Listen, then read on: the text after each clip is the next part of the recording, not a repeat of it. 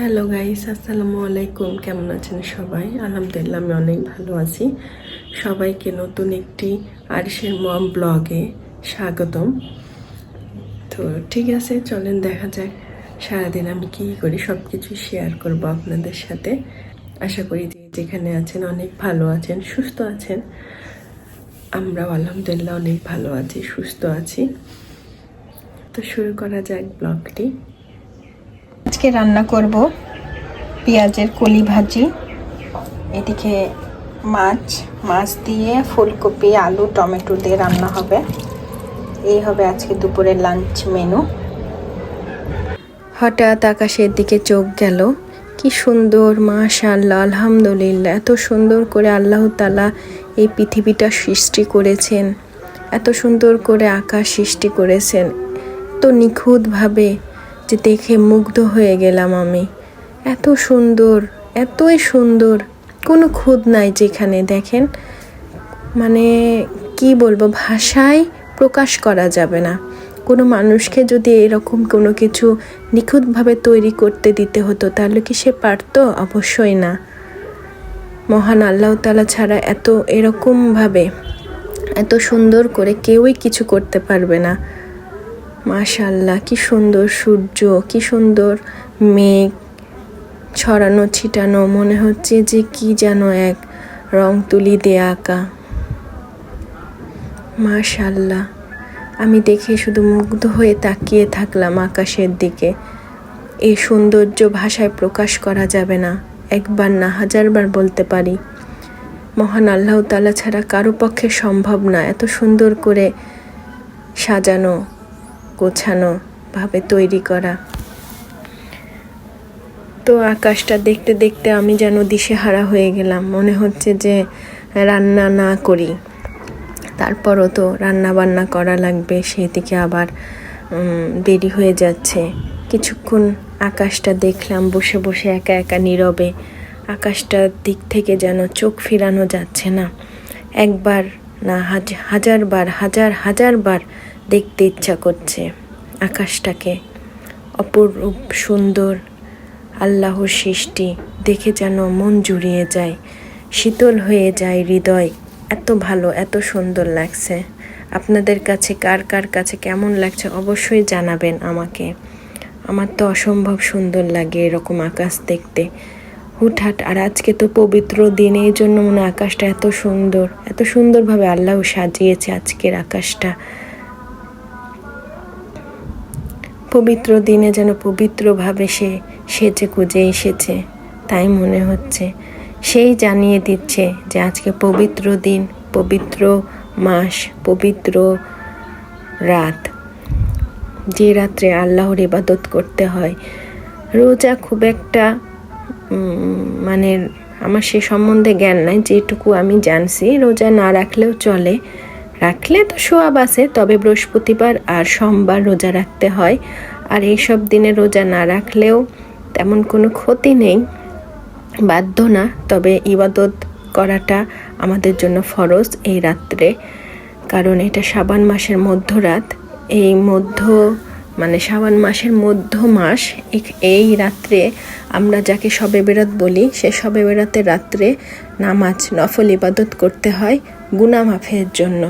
দুইজন মানুষ ছাড়া সবাইকে আল্লাহ তাআলা এই দিন ক্ষমা করে দেয়। সে দুইজনের মধ্যে একজন হলো হিংসুক আর একজন হলো শিরককারী আর হিংসুক মানুষ ছাড়া আল্লাহ তাআলা সকল মানুষকে কি করে, মাফ করে দেয় এই রাত্রে। যদি সে সেভাবে আল্লাহর কাছে যে চাইতে পারে, আল্লাহর ইবাদতের মাধ্যমে আল্লাহর কাছাকাছি যেতে পারে, এবং সে সত্যি তার অন্তর থেকে যদি আল্লাহর কাছে মাপ চায়, তা আল্লাহ তাআলা চাইলে ইনশাআল্লাহ তার সকল গুনাহ মাফ করে দিবে। এটা গুনাহ মাফের রাত।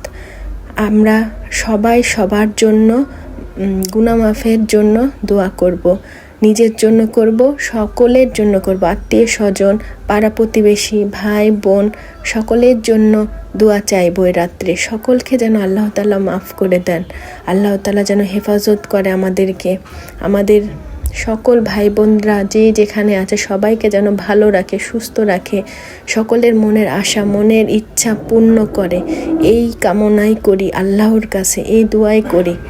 তো ঠিক আছে, চলেন রান্না বান্না শেষ করি। এভাবে আকাশ দেখলে কি আর হবে বলেন?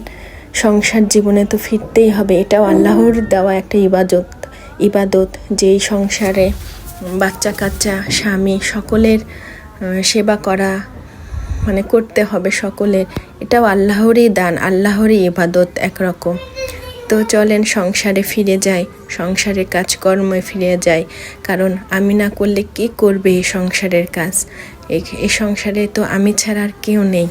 আমি যদি রান্না বান্না বন্ধ করে দিই, আল্লাহ তাআলার ইবাদত, আল্লাহ তাআলার মানে ইবাদতও কবুল হবে না আমার, যদি সংসার ঠিকঠাকভাবে না চালাই।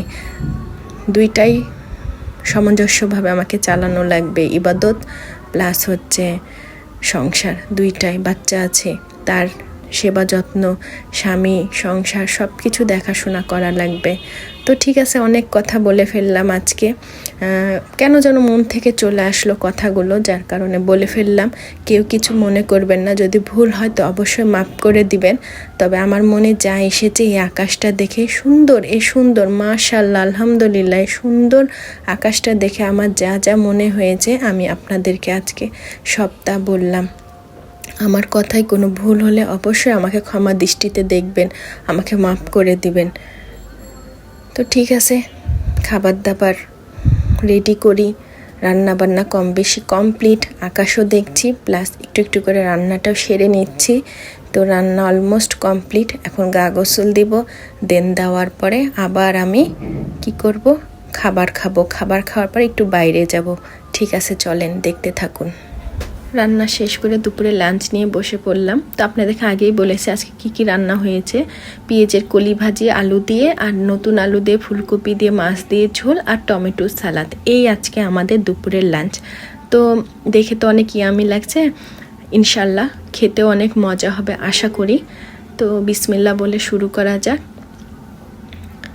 তো ঠিক আছে, খাবার দাওয়া শেষ করে একটু বাইরে যেতে হবে, হালকা একটু কাজ আছে, মানে পার্সোনাল, কিন্তু খুব অল্প সময়ের কাজটা, যে কাজটা আজকে না করলে আর হবে না, যেহেতু কালকে সবে বেড়াতে ছুটি, সেই জন্য আর কি আমি কাজটা করে ফেলবো আজকেই, যার কারণে বাইরে যাব, তাই তাড়াহুড়া করে খেতে বসে গেলাম। তো ভিডিওটি বেশি করব না, কারণ ঝটপট খাওয়া শেষ করা লাগবে আমাকে, তারপর আবার আরিশকে রেডি করতে হবে, আমি রেডি হব, দেন তারপর আবার বের হওয়া লাগবে, দুপুরের পরই সেখানে যাব, কারণ দুপুরের আগে কাজটা হবে না। এই কারণে আর কি দুপুরের খাবারটা তাড়াহুড়া করে খেয়ে নিচ্ছি, খেয়ে আমরা বের হব, আরিশের পাপাও যাবে আমাদের সাথে। তো বের হয়ে গেলাম আমি, আরিশের পাপা আর আরিশ ঘুরতে খুব পছন্দ করে, সে একা একা সিটে বসতেও পছন্দ করে। এই যে সে কোলে বসবে না, সিটে বসেছে একা, বড় মানুষের মতো, সে কখনোই কোলে বসতে চায় না, অটোতে বসুক আর বাসে বা যেখানে বসুক না কেন সে একা একা বসতে চায়, কোলে বসে কমফোর্ট ফিল করে না আরিশ সবসময় বড় বড় ভাব নিয়ে থাকে আর ঝাঁকি দেয় যখন, তখন একটু ভয়ও পায়, তারপরও সে একা একাই বসতে চায়। তো চলে গেলাম, আসলে আজকে যাচ্ছি একটু পার্সোনাল কাজের কথাটা আসলে শেয়ার করা যাবে না, তো আপনারা অবশ্যই দেখে বুঝতে পারছেন কোথায় চলে এসেছি। ব্যাংকে এসেছি একটা আমার পার্সোনাল কাজে, আগেই বলেছি। আর আরিশ তো আমার সাথে এসে খুব খুশি, এই যে দেখেন কি খুশি খুশি হয়ে খেলাধুলা করছে, তাকে দেখে একদমই মনে হচ্ছে না সে নতুন কোনো জায়গায় গেছে, সে খুব কমফোর্ট ফিল করছে সেখানে, যে খুব আনন্দ করছে। আজকের ভিডিওটি এ পর্যন্তই, আসসালামু আলাইকুম, আল্লাহ হাফেজ।